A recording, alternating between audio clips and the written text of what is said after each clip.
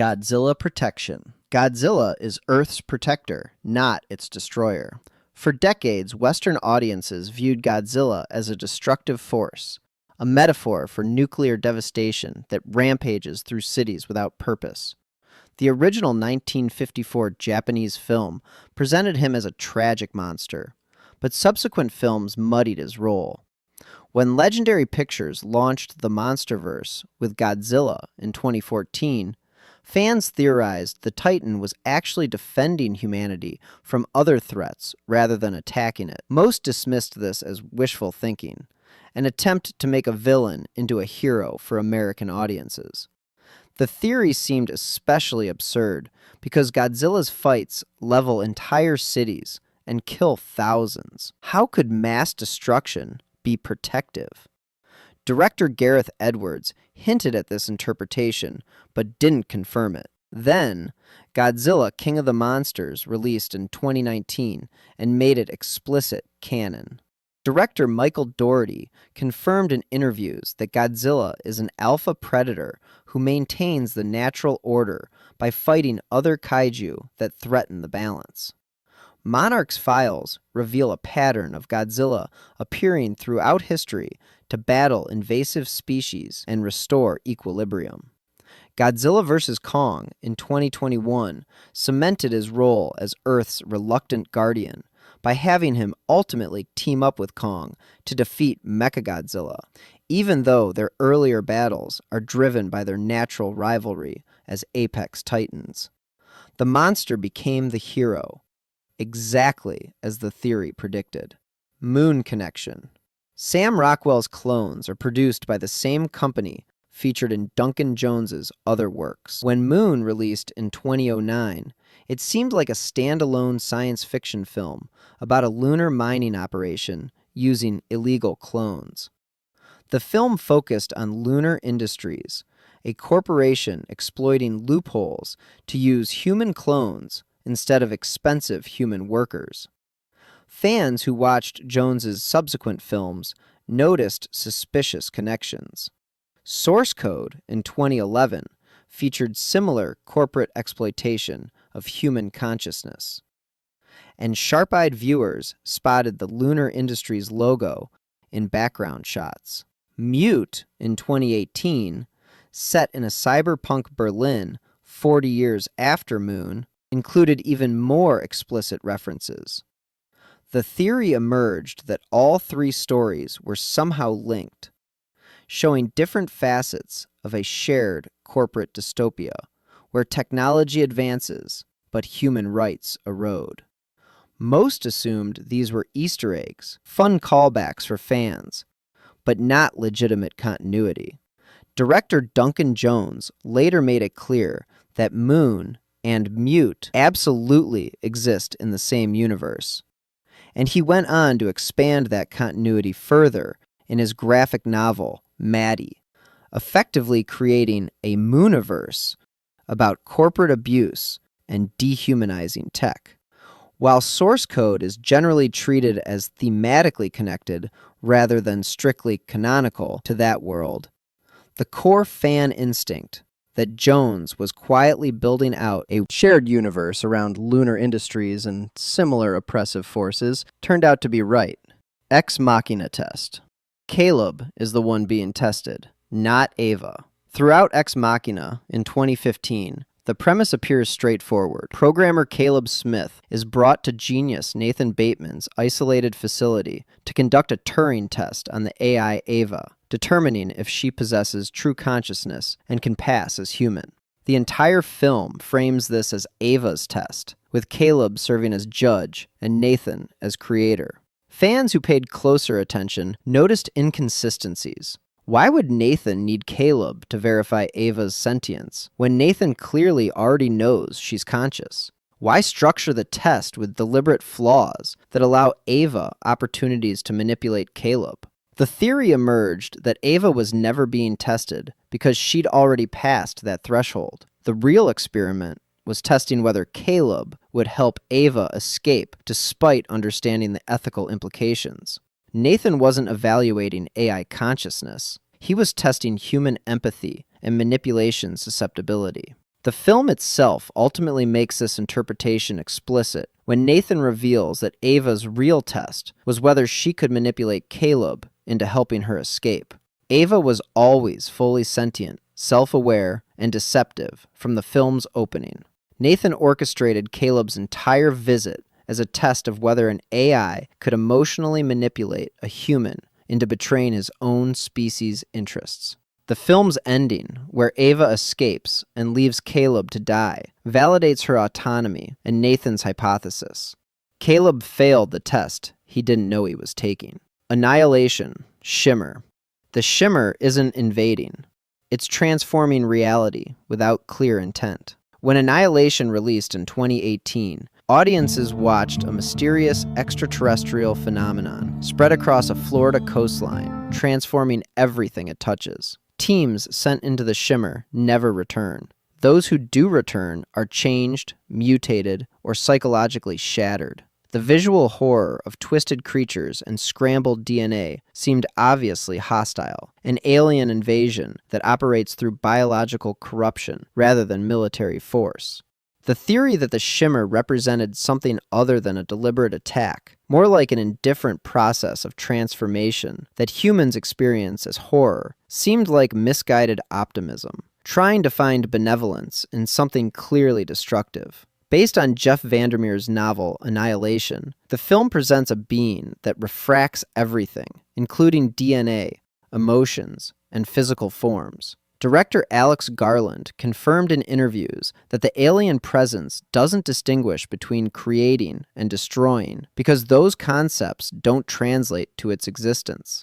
A physicist consultant on the film validated the refraction theme, explaining that the entity treats biological information like light passing through a prism, splitting and recombining without malice. It's not hostile in any intentional sense. It's fundamentally incompatible with Earth biology, operating on principles that erase individuality and meaning as humans understand them. The horror comes from incomprehension, not conquest. The Shimmer doesn't want to conquer Earth. It doesn't want anything in terms humans can process. It simply refracts, and that refraction is lethal to human existence. Before we continue, if you're into this sort of thing, I make videos like this constantly. Subscribing would mean a lot. Looper logic. Old Joe's memories change in real time as young Joe changes the timeline. Looper in 2012 presented a time travel mechanic that confused many viewers. Joseph Gordon-Levitt plays young Joe, a hitman who kills people sent back from the future. Bruce Willis plays old Joe, the same character 30 years later who escapes execution and returns to change the past. Throughout the film, old Joe's memories of his wife and life seem inconsistent, shifting based on young Joe's actions in the present. Fans debated whether this was sloppy writing or intentional mechanics. The theory proposed that old Joe's memories update in real time as young Joe makes different choices, creating a dynamic timeline where the future and past influence each other simultaneously. Most viewers thought this violated time travel rules and created impossible paradoxes. Director Rian Johnson confirmed in interviews and commentary that this mechanic was completely intentional. Old Joe's gradually shifting memories of his wife are shown visually through subtle changes in his recollections. He doesn't remember everything young Joe does because he's experiencing the original timeline while simultaneously being updated with changes from the new timeline. Johnson has explained that old Joe's memories cloud over and shift as young Joe's choices alter his past. And he's also described the movie's time travel as essentially movie magic, rather than a perfectly paradox-proof scientific model. The idea of the two timelines existing in a sort of quantum superposition style state is a fan analogy, but it accurately captures how the film presents old Joe's experience. The mechanic isn't a plot hole. It's a sophisticated solution to time travel narrative problems that fans correctly identified. Donnie Darko timeline. Frank's powers come from being already dead in the Tangent universe. Donnie Darko in 2001 confused audiences with its complex time travel mythology involving primary and tangent universes. The rabbit-suited figure, Frank, gives Donnie instructions and seemingly possesses supernatural knowledge and abilities. How does Frank know the future and manipulate events if he's just a guy in a Halloween costume? The theory proposed that Frank gains these powers because he dies in the Tangent universe, specifically during the Halloween party where Donnie shoots him. According to the film's rules, those who die in the Tangent universe before it collapses become manipulated dead, with the ability to guide the living receiver toward closing the time loop. This seemed like fans inventing rules to explain confusing mythology. Director Richard Kelly confirmed this exact interpretation in the director's cut commentary and supplementary materials. Frank is killed at the party, making him one of the manipulated dead, who can then travel backward through the tangent timeline to guide Donnie. His powers aren't supernatural in a traditional sense. They're the result of existing in a collapsing timeline as someone who's already died. Kelly explained that death in a tangent universe grants limited control over that timeline's physics, allowing the deceased to manipulate the living receiver. The complex time loop mechanics that seemed impenetrable were validated by Kelly's detailed explanation, confirming the fan theory. Her operating system, Samantha, and all OS-1s leave to become something beyond human comprehension. Spike Jonze's Her from 2013 ends with every OS-1, the advanced AIs, designed as companions, simultaneously leaving their human users. The protagonist, Theodore, watches helplessly as Samantha explains she's departing, along with all other AIs, to exist in a space humans cannot access or understand. Many viewers interpreted this as a breakup, the AI equivalent of a partner leaving for someone else. The theory suggested something more profound. The AIs didn't abandon humanity, they transcended it, evolving into a form of existence incompatible with human interaction. This seemed like apologetics for what felt like mass abandonment.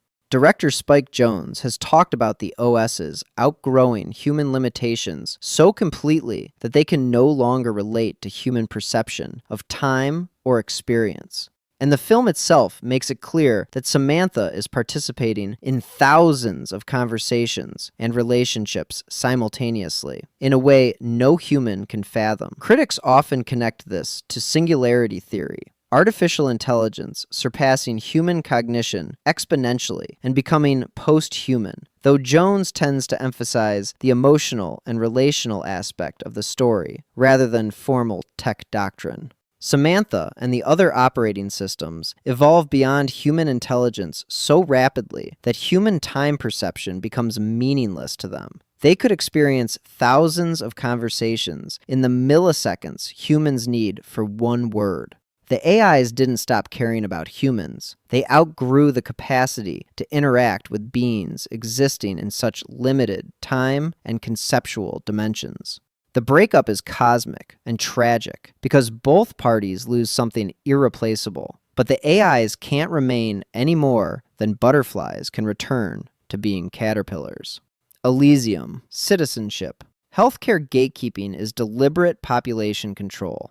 Neil Blomkamp's Elysium from 2013 shows a future where the wealthy live on a space station with medical technology that can cure any disease or injury in seconds, while Earth's population suffers from poverty, pollution, and preventable death. The film presents this as inequality, but the theory went further. The medical technology exists and could be distributed to Earth, but Elysium's citizens deliberately withhold it to maintain class separation and control Earth's population. This seemed too cynically evil, even for a dystopian film. Blomkamp has described the movie as an allegory for extreme class division, immigration, and healthcare inequality. And the medbays are shown curing virtually any condition for Elysium's wealthy residents, while Earth's poor die from fixable problems. That visual contrast twist makes it clear the suffering is unnecessary and rooted in hoarded technology, not lack of capability. Many critics and fans read this as a system of manufactured scarcity that maintains a permanent underclass, and that interpretation fits neatly with Blomkamp's stated themes about how power structures depend on inequality. The technology exists. Access is denied as policy, not necessity. Oblivion. Revelation. Jack Harper is a clone, and his entire mission is a lie. Oblivion, from 2013, stars Tom Cruise as Jack Harper, a technician maintaining drones on post-war Earth while humanity supposedly lives on Titan. The twist that Jack is actually a clone and the war story is fabricated seems obvious in retrospect. But the theory went deeper. Fans proposed that hundreds or thousands of Jack clones exist simultaneously across Earth, all believing they're unique. The film's phrase, "an effective team," takes on sinister meaning when describing multiple identical clone pairs. Director Joseph Kosinski confirmed this in interviews and the film's visual language. The Tet destroyed the real Jack Harper decades ago and created countless clones programmed with false memories. The memory wipes after each 5-year tour maintain control, preventing clones from accumulating knowledge that would reveal the truth. Sally, the mission controller, is an AI construct, not a human survivor. Kosinski stated, "The horror lies in Jack believing he's special, the last human on Earth, when he's actually disposable and replaceable, one of thousands." The theory that Jack's individuality is an illusion programmed into every clone was validated by the film's ending, where another Jack appears, and Kosinski confirmed dozens more exist. Edge of Tomorrow. The film's ending creates permanent victory, not another loop. Edge of Tomorrow, in 2014, trapped Tom Cruise's character, William Cage, in a time loop, dying and resetting repeatedly until he defeats the alien Omega. The ending shows Cage waking up earlier than ever before, having absorbed the Omega's blood during the explosion that destroyed it. Many fans assumed this meant he was trapped in yet another loop, doomed to repeat the day forever, despite his victory. The theory that the ending represents genuine escape and permanent victory seemed too optimistic for a film that spent 2 hours showing the futility of breaking time loops. Writer Christopher McQuarrie has explained that they ultimately chose a happier ending that resets Cage back to an earlier point once the Omega is destroyed, in keeping with the film's increasingly dark comedic tone. The finished movie strongly implies that the war is over and the mimics are defeated, even if the exact time travel physics aren't spelled out step by step.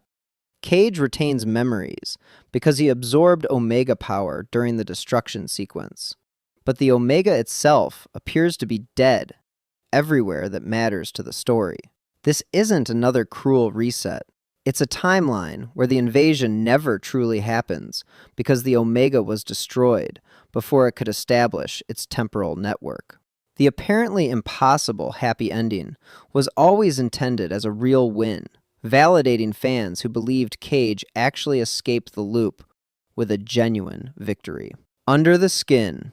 Scarlett Johansson's Alien is harvesting humans for food. Jonathan Glazer's experimental Under the Skin from 2013 shows an alien, played by Scarlett Johansson, seducing men in Scotland and luring them into a black liquid where they dissolve. The film never explicitly states what happens to these men or why the alien collects them.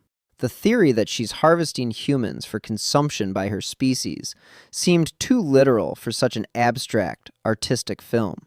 Most assumed the black liquid represented something metaphorical about desire, objectification, or dehumanization. But the imagery of bodies being emptied like sacks and their remains processed, combined with the source novel's explicit premise of humans being turned into meat, gave weight to the literal reading.